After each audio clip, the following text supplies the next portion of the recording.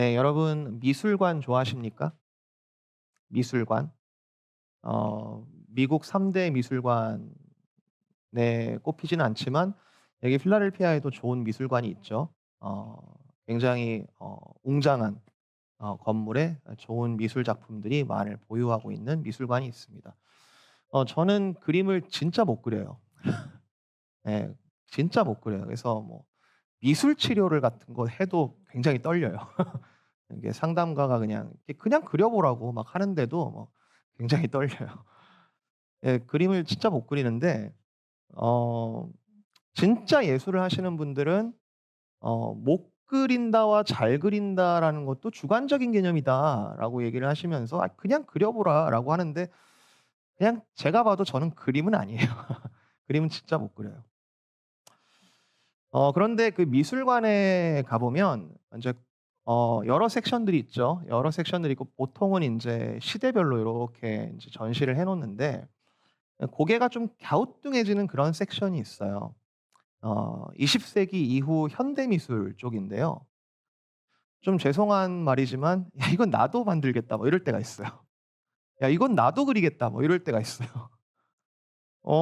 캔버스에다가 검은색만 칠해 놓고 '와 이거 엄청 비싼 작품이라고.' 막 이러면은 헷갈려요. '아 이건 뭐지?' 그 여러분 유명한 그 잭슨 폴록의 그 유명한 그림 있잖아요. 이렇게 물감 막 흐트러 놓은 거. '나도 하겠다.' 뭐 이러면서 뭐 그런 거죠. 근데 인제 그런 걸 작품이라 부르는 이유가 뭘까? 인제 그런 것들이 왜 인제 20 세기 들어와서 이렇게 '의미 있는 작품들이 되었는가.'라고 해 보면 생각을 깨는 게 목적이죠. 생각을 깨고 고정관념을 깨고 그래서 인제 그런 사조들이 많습니다. 20 세기 들어오면 뭐 큐비즘이라든지 이렇게 파울로 피카소 같은 큐비즘이라든지 뭐 초현실주의 뭐 다다이즘, 뭐 추상주의 뭐 이런 여러 사조들이 있어요. 그런데 그 현대 미술 쪽 작품을 감상을 하다 보면은 공통적인 게 있는데요. 작품에서 뭐가 느껴지냐 하면 아무리 단순하게 보이는 작가의 작품이라 하더라도 그 작가의 고민, 고뇌가 그 작품 안에는 들어 있습니다. 어떤 건 되게 강렬하게 인제 그런 게 느껴질 때도 있고 이제 어떤 작품은 인제 강렬하진 않은데 머리가 지끈거리게 이렇게 막 뭔가 누르는 이제 그런 느낌을 들게 하기도 하고 뭐 어떤 건 그냥 언뜻 보면 고뇌가 느껴지지 않는 것 같아 보이는데 일부러 눈 감고 어떤 정말 세속의 그런 모든 고통과 고민들로부터 탈출하고 싶어 하는 뭐 그런 느낌이 드는 것도 있어요. 그러니까 고뇌가 느껴지는 거죠. 어떤 작품을 보든지 간에 그 작가의 고뇌가 느껴지는 거죠. 실제로 인제 그 작품들 옆에 인제 설명들을 인제 읽어 보면 20 세기의 그 두 개의 엄청난 세계 전쟁들 뭐 그런 것들을 겪으면서 작가가 느낀 느낌이라든지 뭐 아니면 개인적인 고통이라든지 그런 작가가 경험한 엄청난 현실들을 읽어낼 수 있는 거죠. 그런데 인제 19 세기 이전 그림들을 보면은 뭐 그런 것도 있긴 하지만 잘 안 그래요. 그죠? 뭐 낭만파라든지 뭐 그리고 인제 이런 그림들을 보면은 마음이 편안해집니다. '와 아름답고 참 목가적이고 참 좋다.' 정서가 다른 게 확 느껴지죠. 물리학 제2 법칙에 따르면 엔트로피 법칙에 따르면 이 세상에서 유용한 에너지들은 계속 손실되고 자연 현상은 무질서가 증가하는 방향으로 진행된다. 연력학 제2 법칙입니다. 이것을 예술가들이 또는 문학가들이라든지 뭐 이런 것들을 굉장히 민감하게 감지했다라고 좀 할 수 있을까요? 계속해서 뭔가 파괴되어 가는 뭔가 이렇게 갈등은 고조되고 뭔가 하나가 되기는 참 어려워지는 이런 방향으로 역사가 흘러가고 있지 않나? 현대 정치인들은 어떻습니까? 이 19 세기, 20 세기만 해도 몇 개의 어떤 강대국을 중심으로 한 제국주의에서부터 지금은 전 세계 200 개가 넘는 지금도 여러 갈등과 더불어서 신생 국가가 만들어지고 있는 지금 이 현 시대에 우리가 살아간다는 것은 어떤 의미를 가질까요? 중요한 질문을 여러분께 드립니다. 어 한 분 하나님을 믿는 그리스도인들은 어떤 생각과 어떤 방향과 어떤 태도로 살아가는 사람들일까요? 신학도 예외가 아닙니다. 신학. 지난 2000여 년 동안 아니 그 이전 구약 이스라엘 때부터 흔들리지 않았던 가치는 뭐냐면 이건 하나님의 말씀이다라는 거예요. 이거는 하나님께서 주신 하나님의 말씀, 거룩한 말씀이다라는 그런 공통적인 신뢰가 있었는데 이게 인제 20 세기 들어오면서 전방위적으로 위협을 받고 있습니다. '아 이 안에 오류가 있을 것이다. 이 안에 사람이 썼기 때문에 오류가 있고 뭔가 이거는 더 중요한 말씀이 있고 덜 중요한 말씀이 있다.' 이런 식으로. 성도의 삶도 그래요. 여러분 하나님을 믿고 살아간다라고 하지만 오늘 기도해 주실 때 그런 고민들을 많이 나눠 주셨는데 성경만을 신뢰하기에는 참 이 세상을 살아가는 게 쉽지 않다라는 여러분 공감대가 있을 겁니다. 확인해 볼 만한 유용한 정보들이 너무 많아요. 인터넷에도 그렇고. 근데 어떤 분들은 거기에 인생을 걸기도 하고요. 비트코인이라든지 가상자산이 아직도 논란이죠. 아직도 논란입니다. 이게 뭐 화폐냐 아니냐 또는 이게 어떻게 될 것이냐 아직도 논란입니다. 거기에 인생을 거는 분들도 계세요. 문제는 가짜 정보들도 많이 있죠. 그죠? 우리 주변에 이것은 신뢰할 만하다라고 하는 판단이 어려울 만큼 가짜 정보들도 참 많아요. 저는 궁금합니다. 한 50년 정도 지나서 한 100년 정도 지나서 지금 이 2025년 이때에 살았던 예술가들의 작품이 미술관에 걸린다면 어떤 작품들이 걸리게 될까? 지금 이 예술가들은 지금 현 시대에 대해서 어떤 그림을 그리고 있을까? 2025년 그때에 그리스도인들은 어떤 삶을 살았을까? 어떤 삶을 살아야 한다라고 믿었을까? 저는 이 질문을 이어가는 데 있어서 오늘 본문이 좀 중요한 힌트를 제공한다라고 생각합니다. 본문을 조금 있는 그대로 좀 살펴보고 말씀을 이어가도록 할게요. 자, 여호수아 22장 우리가 오늘 본문을 읽었는데요. 오늘 사실 앞부분만 읽었고 뒤에 이야기가 같이 쭉 이어지긴 해요. 그래서 이스라엘 백성들이 땅 분배가 완료되고 난 다음에 벌어진 어떤 해프닝을 보여주고 있습니다. 우리가 안 읽었는데 오늘 본문 바로 앞에 43 절부터 21장 43 절부터 45 절을 제가 한번 읽어 볼게요. 여호와께서 이스라엘 조상에게 맹세하사 주리라 하신 온 땅을 이와 같이 이스라엘에게 다 주셨으므로 그들이 그것을 차지하여 거기에 거주하였으니 여호와께서 그들의 주위에 안식을 주셨으되 그 조상들에게 맹세하신 대로 하셨으므로 그들의 모든 원수들 중에 그들과 맞선 자가 하나도 없었으니 이는 여호와께서 그들의 모든 원수들을 그들의 손에 넘겨 주셨음이니라. 여호와께서 이스라엘 족속에게 말씀하신 선한 말씀이 하나도 남음이 없이 다 응하였더라. 여러분 이 구절 읽으면 어떤 느낌이 드세요? 완벽해요. 제가 볼 땐 너무 완벽해요. 하나님 나라는 완벽해야 되는 거 아닙니까? 하나님이 다스리고 하나님이 계획하시고 하나님이 이루신 그 나라 완벽해야 되지 않아요? 제가 볼 때는 요 구절들은 완성이에요. 일종의 출애굽의 완성. 지난주에 말씀드릴 때 출애굽의 완성은 출애굽 가나안 땅에 들어가는 게 완성이 아니고 들어가서 정복해서 이기는 게 완성이 아니고 그리고 그 가운데 어떤 땅을 분배하여 하나님이 기업되심까지 이르러야 출애굽의 완성이라고 제가 말씀드렸는데 이 말씀 그대로예요. 완성된 거죠. 키워드들을 뽑아 보면요. 처음에 약속하신 것 그대로 차지하게 하신 것, 그다음에 거주하게 하시고 안식을 주시고 성취되었다.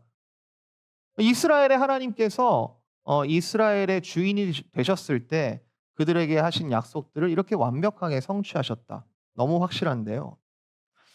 근데 이제 오늘 말씀의 22장 1 절에 그때에 모든 것이 완성되었을 그때에 이제 여호수아가 요단 동편의 땅을 받기로 한 르우벤, 갓 그리고 므낫세 반 지파를 이제 보내는 거예요. 보내는 장면이 나오는 거예요. 3 절에 보면은 칭찬도 해요. 너희들이 그 땅을 받기로 약속이 되어 있었지만 그때 약속했다시피 너희가 이 서편에 있는 너희 형제들이 땅을 완전히 받을 때까지는 너희가 같이 싸움을 싸워 줘야 된다. 근데 너희가 오늘까지 그 책임을 아주 잘 지켰다. 잘했다. 이런 칭찬도 해요. 4절 보니까 "이제는 돌아가서 마음껏 살아라." 라고 하는 거예요. 자, 두 가지를 주문합니다. 너희가 이제 돌아가서 어떻게 살 것인가를 두 가지를 주문하는데 5 절에 "너희의 하나님 여호와를 사랑하라." 돌아가서 어떻게 살아야 되니? "너희의 하나님 여호와를 사랑하라." 사랑하라는 표현이 굉장히 다양한 동사로 나오죠. 사랑하고 모든 길로 행하고 그의 계명을 지키고 그에게 친근히 하고 너희 마음을 다해서 성품을 다해서 그를 섬기라. 여러분, 하나님을 사랑하고 하나님을 경외한다는 건 이만큼 종합적인 겁니다. 우리 마음속에 그냥 하나님을 prefer하는 정도가 아니에요. 하나님께 모든 것을 의지하고 신뢰하고 그를 적극적으로 섬기고 이런 모든 종합적인 행위가 다 들어가는 거죠.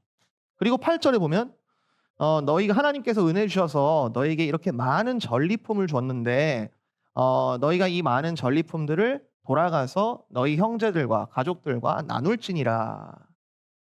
첫 번째, 하나님을 사랑하라. 두 번째, 너희 이 전리품들을 나누어라. 이 뭐죠? 예수님께서 율법을 두 가지로 요약하지 않았습니까? 하나님 아버지를 사랑하는 것, 그리고 이웃을 사랑하는 것. 이 두 가지가 율법의 정신이다. 예수님께서 딱 요약을 해 주셨었죠. 자, 그래서 요단 동편 지파들이 이제 떠납니다.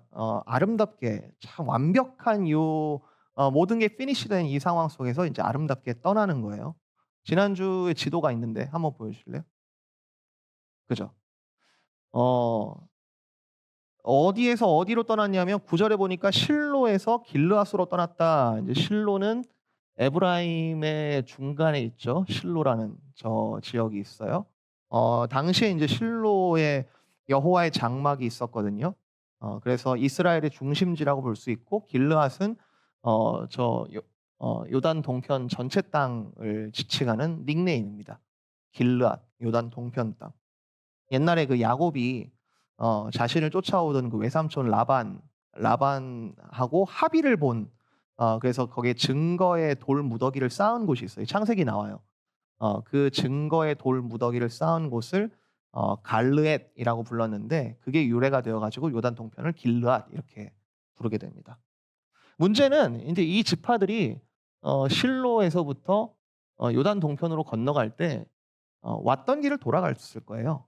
왔던 길은 어디냐면 요 베냐민이라고 써 있는 여리고, 길갈 요 지역으로 이렇게 돌아서 왔던 길로 갔을 거란 말이에요.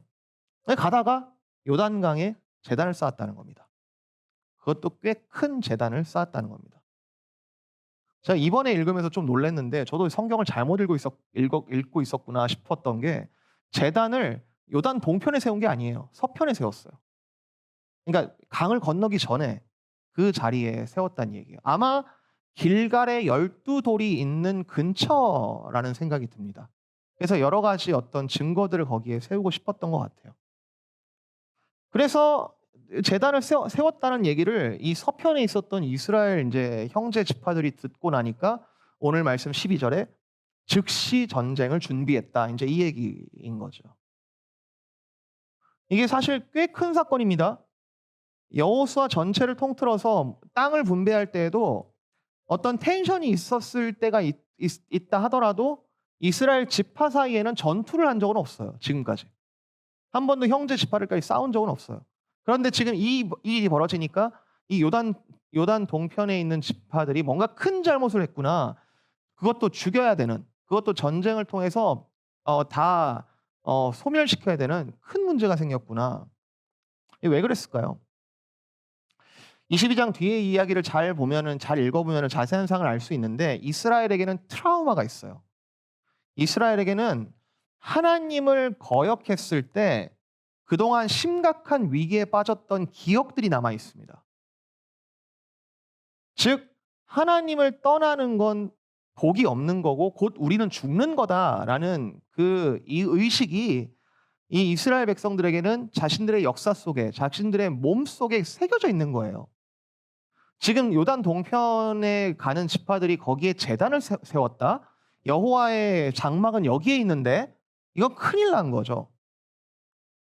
유명한 대사죠. 이러다 우리 다 죽어. 우리 다 죽는다는 거예요. 이러다가 17절에 광야 부올에서 음란한 사건 때문에 우리가 그때 다 죽을 뻔했다. 20절에 아이성 전투 가운데 아간이 탐욕을 부려 가지고 우리가 다 죽을 뻔했다. 그래서 요단 동편 지파들이 실수를 했든지 아주 의도적으로 저 제단을 쌓았든지 심각한 행위를 했다라고 지금 간주하고 있는 거예요. 자, 나중에 이 동편 지파들이 해명을 하고 나서 이 오해가 풀립니다. 22절 보세요. 22절. 전능하신 자 하나님 여호와, 전능하신 자 하나님 여호와께서 아시나니 이스라엘도 장차 알라 하면서 이 맹세를 할 때 하나님의 이름이 세 가지가 있는데 엘로임, 여호와 요 세 가지 이름이 있는데 이걸 두 번이나 반복하는 아주 엄중한 맹세를 해요. 우리가 절대 아니다. 다른 의도가 있었던 게 절대 아니다. 28절, 29절. 우리가 말하였거니와 만일 그들이 후일에 우리에게나 우리 후대에게 이같이 말하면 우리가 말하기를 우리 조상이 지은 여호와의 제단 모형을 보라. 이는 번제를 위한 것도 아니요 다른 제사를 위한 것이 아니라 오직 우리와 너희 사이에 증거를 세우려고 이 제단을 세웠다. 우리가 이상한 제단을 또다시 만든 것이 아니다. 우리의 자손들이 우리의 경험들을 다 잊어버리고 사실은 이게 더 큰 문제인데 결국 여호와를 떠날까 봐 그게 염려가 되어서 그래서 우리가 눈에 보이는 증거를 여기에 세우고자 요 동편과 서편 사이에 있는 그 통로에 이 증거가 되는 제단을 만들었다. 나중에 이 제단의 이름이 엣이라고 나오는데 엣은 증거란 뜻이에요. 증거가 되는 제단을 우리가 만들었다. 왜냐하면 우리의 자손들이 이것을 까먹을까 봐 또는 서편에 있는 저쪽 편에 있는 그 이스라엘 자손들이 혹시 우리를 까먹고 너희가 언제 형제였냐라고 할까 봐 우리가 이 증거를 세웠다. 이 해명이 진실했던 것 같습니다. 그래서 이스라엘이 함께 즐거워했다라고 이 해프닝은 마치고 있어요. 저는 이 본문을 이렇게 정리하고 싶습니다. 크리스찬에게 있어서 삶의 걸음에 있어서 방법과 방향은 구분해야 합니다. 방법은 다양할 수 있어요. 제단을 세우는 게 방법일 수도 있고요. 제단을 세우지 않는 게 방법일 수도 있습니다.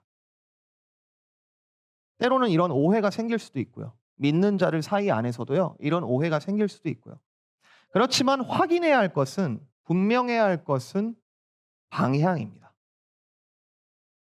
동편과 서편의 지파들이 어떻게 오해를 푸냐 하면 우리는 지금 한 방향을 가고 있는가? 우리는 지금 한 하나님을 경외하는 것에 일치하고 있는가?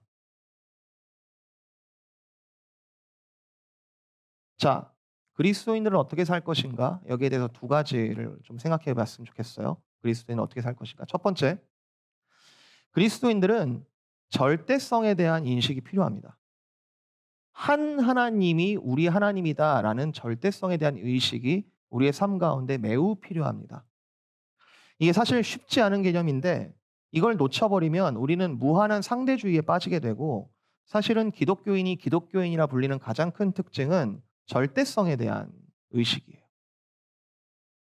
기독교인은 그냥 좋은 게 좋은 거라고 말하지 않습니다. 순간적인 차이를 근거로 여기가 더 좋겠다고 하면서 인생을 걸지 않습니다. 기독교인은 영원하신 하나님의 뜻을 근거로 순간을 판단합니다. 그 뜻은 이미 주어진 하나님의 말씀 속에서 찾죠. 절대적인 하나님을 믿으면서 여기에 절대성을 두죠. 모든 게 진리는 아닙니다. 진리 안에서 모든 것을 판단하고 제자리를 잡아가는 거예요. 이스라엘은 모든 지파의 땅에 레위 지파를 일부러 골고루 배치했어요. 레위 지파는 명목적인 정확한 땅이 없죠. 그렇지만 골고루 모든 지파에 배치를 했어요. 왜냐하면 이스라엘 어디에 있든지 간에 이스라엘의 어느 지파의 어느 지역에 있든지 간에 너희는 이 레위 지파를 보고 하나님 아버지를 경외하라 라는 절대성에 대한 의식 때문에 그래요. 여러분 오해하지 말아야 할 것은 그렇다고 이게 크리스찬의 삶이라는 게 아주 협소한 의미의 정답만 붙잡으면 만사형통이라는 뜻도 아니에요. 절대적인 일치된 방향성을 말씀드리는 거지 방법은 다양할 수 있다는 거죠. 이 앳 재단 어떤 각도에서 보면 절대 세우지 말아야 된다. 이게 서편 지파들의 판단이죠. '저게 뭐야? 저거 큰일 난 거 아니야?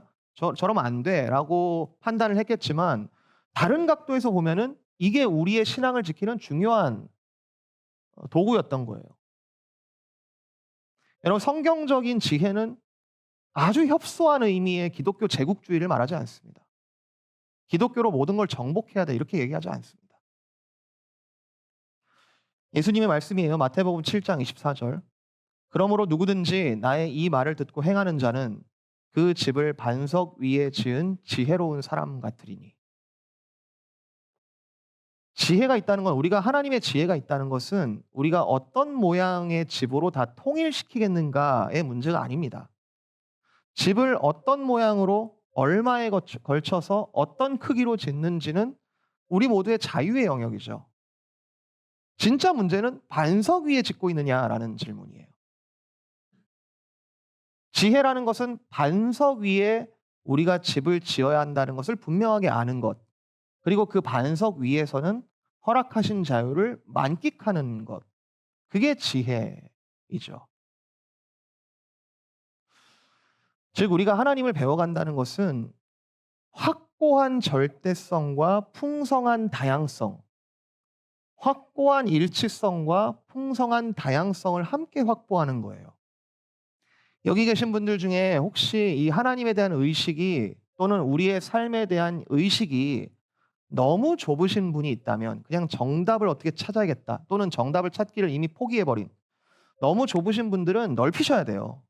하나님이 얼마나 풍성하신 하나님이신지, 하나님은 무에서 유를 창조하시는 분이시고 만사를 그 수효대로 이름을 부르시는 분, 하나님께서 얼마나 풍성하신지를 배워야 돼요. 이 말씀을 통해서요. 말씀이 두꺼운 이유가 있습니다, 여러분. 정답만 적어놓으면 이렇게 두꺼울 이유가 없어요, 여러분. 말씀이 두꺼운 이유는 성경은 아주 다양한 방법, 다양한 사례, 다양한 이야기, 다양한 지혜를 이야기하기 때문에 그래요. 평생 읽어도 새로울 거예요.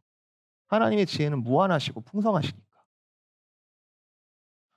근데 여러분 너무 좁으신 분은 말씀을 가까이 하셔야 돼요. 그래서 너무 내가 하나님에 대한 의식이 좁다라고 하신 분은 하나님이 얼마나 풍성하신지를 배워야 됩니다.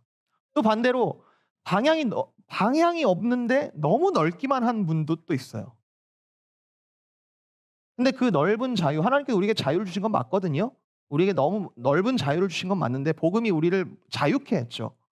그런데 그 자유 아래에서 흐르는 맥을 짚으셔야만 합니다. 맥이 있다는 걸 짚어야 돼요. 뭘 통해서? 똑같이 이 말씀을 통해서.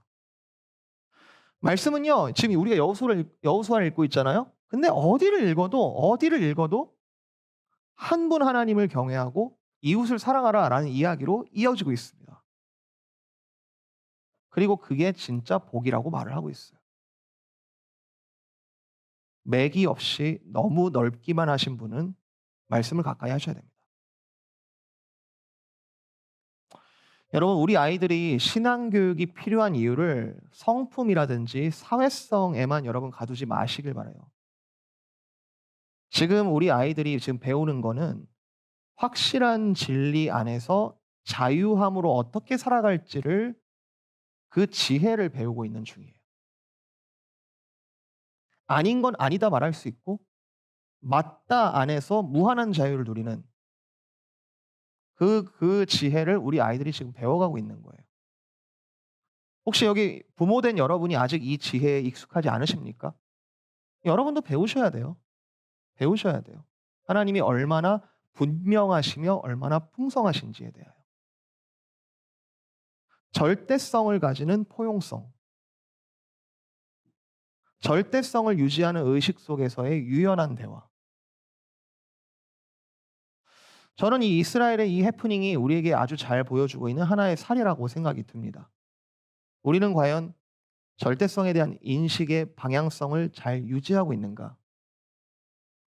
우리 안에 계시는 성령님의 인도하시는 방향이 처음 예수를 믿을 때는 좀 어색할 수 있어요. 성령님의 인도하심에 대해서 옛자가 자꾸자꾸 올라오면서 뭔가 예수님의 방법이 어색하고 익숙하지 않을 수 있어요. 그렇지만 날이 갈수록 성령님의 인도하시는 방향이 점점 납득이 되고 때로는 예측이 되기도 하고 '아 하나님 이렇게 하시겠구나.' 먼저 따르고 싶어지는 우리도 그걸 따르고 싶어지는 그런 모습이 나는 되어가고 있는가. 성령님이 하시는 일들은 바람을 잡을 수 없는 것처럼 아주 자유로우신 영혼 아주 자유로우신 영 그리고 어느 누구도 '내 영이다.'라고 잡을 수 없는 아주 유연하신 분이 성령 하나님의 특징이지만 그 방향은 분명하지 않습니까? 성령 하나님이 우리를 어디로 인도하시는지. 누구에게로 인도하시는지. 하나님을 사랑하고 이웃을 사랑하는 그 방향성이 하나님의 뜻이라는 것은 성령님께서 우리를 어떤 방법으로 인도하시는 간의 방향이 변하지는 않을 거죠. 교회 공동체 안에서도 갈등이 아예 없지 않습니다. 때로는 정말로 심각한 갈등이 일어나기도 합니다. 그렇지만 우리가 하나 될 수 있는 가능성 자체가 교회에 아예 없는 게 아니에요. 바로 이 절대성에 대한 부분이 우리를 하나 되게 하는 근거가 되는 것이죠. 서론에 말씀드렸던 예술가들은 우리 시대의 거울일 겁니다. 지금 우리 시대가 어떤 시대를 살고 있는지는 거울일 거예요. 우리가 방향성을 잃어버렸다라는 고발일 거예요. 제가 봐도 앞으로도 더 이 엔트로피, 세상의 무질서함은 더욱 증가할 건데요. 우리는 이 가운데서 무엇을 붙잡아야 할까요? 자, 우리가 무엇을 붙잡아야 할까라는 부분에 대한 내용을 두 번째 포인트로 나눕니다. 구약에서는 하나님께서 확고한 절대적인 방향성을 함유시킨 삶의 가시적인 방법으로서 율법을 주셨습니다. 이게 이렇게 사는 것이 맞다 하면서 방법을 율법으로 제시를 해 주셨어요. 때가 이름에 이보다 더 나은 것, 이보다 더 나은 분. 여러분 근데 오해하시면 안 돼요. 율법을 여러분 함부로 비하하시면 안 돼요. 율법은요. 예수님이 오시기 전까지는 하나님을 경외하는 삶의 최고의 방법이에요. 그것보다 더 나은 것은 없었어요. 하나님께서 직접 주신 삶의 방법이었던 거죠. 지금도 여러분 유대인들을 굉장히 높이 보지 않습니까? 우리가 유대인들의 지혜를 굉장히 치켜 세우고 탈무드 같은 거 지혜의 책이라고 말하잖아요. 율법이 대단한 삶의 지침이 맞아요. 근데 그 율법을 완성하신 분이 우리에게 오셨다는 거예요. 이게 복음이에요. 우리는 예수님을 믿고 예수님을 따르고 예수님을 닮아가는 사람들이죠. 그걸 우리의 방향성과 방법으로 삼는 사람들이잖아요. 두 번째, 우리의 삶의 방향과 방법의 내용을 어디에 둘까? 우리는 누구를 기준으로 하여 합의를 볼까? 바로 예수 그리스도라는 것이죠. 확고한 절대성과 풍성한 다양성이라는 원리가 우리에게 동의가 될 때, 이게 맞구나라는 원리가 우리가 동의가 될 때, 그 원리를 가장 잘 일치시키시고 가장 온전하게 이루신 분은 예수 그리스도이십니다. 절대성의 측면에서 다시 한번 말씀드려요. 예수 그리스도는 우리 인간들 중에 가장 완전하신 분이 아니에요. 예수님은 인간 중에 최고의 인간이 아니에요. 예수님은 하늘과 땅을 잇는 하나님의 아들이에요. 그분의 뜻과 그분의 말에는 그분의 삶에는 신적인 권위가 있고 우리의 삶의 방향과 방법을 제시하실 수 있는 논란의 여지가 없는 예수님의 방법이 예수님의 방향이 곧 우리의 모델이에요. 만약에 우리 가운데 같은 방향을 가졌는데 우리에게 갈등이 생겼다. 여러분 그때 우리가 해야 할 가장 기초적인 질문은 이겁니다. 예수님이라면 어떻게 하셨을까? 여러분 우리 사이에 있는 크고 작은 갈등들 심지어 교회 내에서도 믿는 공동체 안에서 정말 사랑했던 믿었던 같이 뜻을 함께 했던 우리의 형제 자매들이 뜻이 갈라졌을 때 우리가 가장 먼저 해야 할 질문은 이겁니다. 예수님이라면 어떻게 하셨을까? 예수님이라면 어떻게 생각하셨을까? 예수님이라면 이때 어떻게 말씀하셨을까? 우리가 교회 역사적으로 십자군 전쟁을 틀렸다 말합니다. 십자군 전쟁은 반성하는 역사적인 오류입니다. 중세 신학의 오류죠. 예수님이 십자군 전쟁을 가라고 말씀하셨을까? 현재 기독교라는 이름으로 과격한 정치적인 행동을 하는 그룹에게도 묻습니다. 제가 그분들에게 눈과 귀를 닫고 한쪽 그분들은 무조건 틀렸다라고 말하고 싶진 않아요. 그런데 예수님이라면 그렇게 하셨을까요? 예수님께서 다시 오시겠다 말씀하셨고 예수님께서 다시 오시는 그날까지 이 땅 가운데는 갈등과 고뇌는 사라지지 않을 겁니다. 믿는 자와 믿지 않는 자 사이에도 또 믿는 자와 믿는 자 사이에서도 계속 일어날 겁니다. 그런데 예수님께서 다시 오시겠다는 약속은 그리고 그때까지 너희는 끝까지 믿음을 지키라라는 예수님의 권면은 우리가 지금 무엇을 고민해야 될지에 대한 고민의 내용을 바꾸는 거예요. '나 어떻게 살지? 나 지금 여기서 어떻게 하지?' 라는 질문이 아니라 '예수님이라면 어떻게 하셨을까?'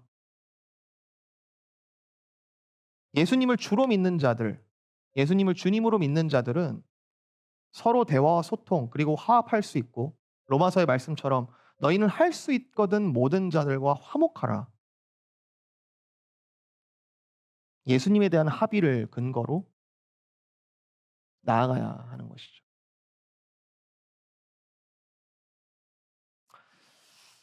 저희 아내와 제가 처음으로 만났을 때 저는 그때가 저한테 가장 성령이 충만한 시기라고 저는 회고하고 기억하고 있는데요. 제 인생 중에 가장 성령이 충만했던 시기. 근데 만나고 얼마 안 됐을 때 제가 왜 그런 생각이 들었는지 아직도 잘 이해가 되지 않지만 "우리가 성경 공부를 좀 같이 하자."라는 아마 제가 좀 좀 음 '참 이 사람이 괜찮은 사람이구나.'라는 걸 보여주고 싶었나 예 그런 생각이 들어요. 그래서 제가 미국에 올 때 책을 몇 권 안 들고 왔는데 이제 그중에 제가 가지고 있는 책이 이 책이에요. 예수님처럼 Just Like Jesus. 맥스 루케이도라는 인제 미국의 복음주의권 하 작가가 쓴 책인데요. 이걸 가지고 같이 나눴던 기억이 있어요, 둘이. 저희는 연애를 그렇게 했습니다. 여러분 어떻게 하셨는지. 예. 같이 말씀 읽고 같이 나누고. 근데 여기에 보면은 제가 이렇게 좀 글을 써 놨더라고요, 제가 봤는데. 쪼금 오글거리긴 한데 좀 읽어 볼게요. "사랑의 원형 예수님을 더욱 닮아가기 원하며 하나님 보시기에 정말 이쁜 지혜와 호석이가 되자." 2006년 8월. 그렇게 됐을까요? 장난 아니게 싸웠습니다. 여러 가지 많은 갈등들이 있었고 뭐 피 터지게 보여지게 뭔가를 깨고 이렇게 싸우질 않았지만 방향이 일치하지 않고 방법이 일치하지 않는 일들에 대해서 정말 많은 수도 없는 대화들을 나눴습니다. 그런데 우리에게 버리지 못하는 한 가지 동일한 전제 조건은 이거였어요. 예수님이라면 어떻게 하셨을까? 대부분은 제가 잘못한 게 많아요. 대부분은 제가 우리 아내 이름이 지혜잖아요. 저는 지혜가 없어서 대부분 제가 많이 잘못하지만 예수님이라면 어떻게 하셨을까? 그리고 그 부분에 대해서 서로가 합의를 보는 게 아니라 1대 1로 인간과 인간 사이의 합의를 보는 게 아니라 둘이 손을 맞잡고 하나님 앞에 서면서 이 방향 속에서 우리는 어떤 방법을 취해야 할까? 이런 고민들을 계속해서 하게 하신 것 같아요. 예수님이라면 어떻게 하셨을까? 한 가지 이야기만 드리고 말씀 마칩니다. 예수님께서 우물가의 한 여인을 만난 사건 요한복음 4 장에 나오는데요. 그 여인은 갈등과 고뇌에 지쳐 있었습니다. 예수님 말씀하시기를 "네가 남편 다섯이 있는데 지금도 남자가 있지만" 여인이 "나는 남편이 없다."라고 말하죠. 그 한마디에 여인의 인생이 담겨져 있습니다. 이 모르는 남자하고 말을 섞으려고 의도했던 건 아닌데 예수님과 대화를 하다 보니까 계속 하소연을 하게 되고 질문이 섞인 말을 던지게 돼요. 그 여인의 질문은 "내 인생의 참된 방향이 어딥니까? 그리고 내 인생의 참된 방법이 어딥니까?" 라는 질문이었어요. 예수님의 대답은요. 하나님을 예배하는 것. 하나님을 예배하는 것, 그것이 방향이다. 그래요? 방법은 뭐예요? 제가 안 찾아봤겠어요? 예배하는 거 제가 몰랐겠어요? 방법이 뭐죠? 제 결론은 메시아가 오시기까지는 불가능하다라는 게 제 지금 결론인데요. 방법이 뭐죠? 요한복음 4장 26절 예수께서 이르시되 네가 말하는 내가 그라 하시니라. 내게 말하는 내가 네가 그토록 찾고 있었던 방법 그다. 세상은 하나 되는 것이 어렵다 말합니다. 어떻게 보면 정치인들은 되게 순수한 것 같아요. 되게 순수한 것 같아요. 그 어려운 걸 하겠다라고 나서는 사람들처럼 보이고요. 예술가들은 일찍이 현실을 직시한 것 같아요. 세상이 하나 되는 것 불가능해 보인다. 그냥 없다라고 하자. 그냥 알아서 살자. 근데 하나님 나라는요. 지금도 제시되고 있는 우리에게 제시되고 있는 하나님 나라는요. 예수 그리스도를 중심으로 하나가 되는 복 있는 나라입니다. 쉽지 않은 현실 속에서 이걸 맛보는 일이 굉장히 짜릿해요. 여러분 이 교회 가운데 여러분 그것을 경험하고 계시는지요? 우물가의 여인처럼 정말 소망이 없는 그 자리 가운데 예수님을 만나 나의 삶의 방향과 방법을 확인한 그 우물가의 여인.